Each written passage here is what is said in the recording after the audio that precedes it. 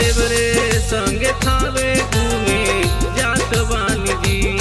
हम त देवरे संगे थावे घूमे जात बानी जी।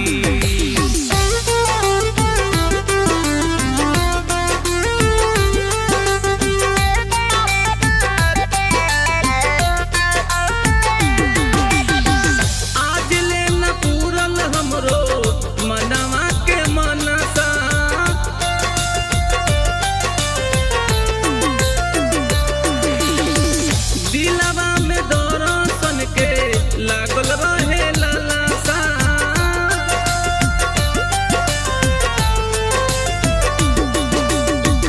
आज ले न पूरल हमरो मनवा के मनसा। दिलवा में दर्शन के लागल रहे ललसा। बतिया टाली जनी काहे मुस्कुरात बानी जी। बतिया टाली जनी काहे मुस्कुरात बानी जी। हम त देवरे संगे थावे घूमे जात बानी जी। हम त देवरे संगे थावे घूमे जात बानी जी।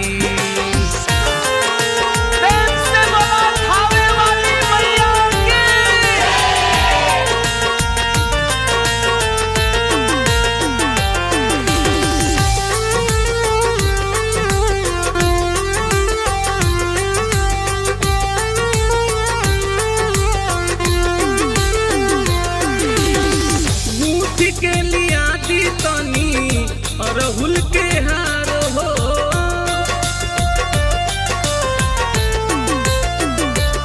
रची रची सातों बहिनी करी है श्रृंगार हो।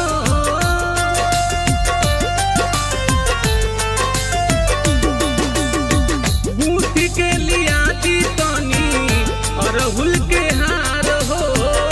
रची रची सातों बहिनी करी है सिंगार। संगे जाले कामेश्वर हम लजात बानी जी। संगे जाले कामेश्वर हम लजात बानी जी। हम त देवरे संगे थावे घूमे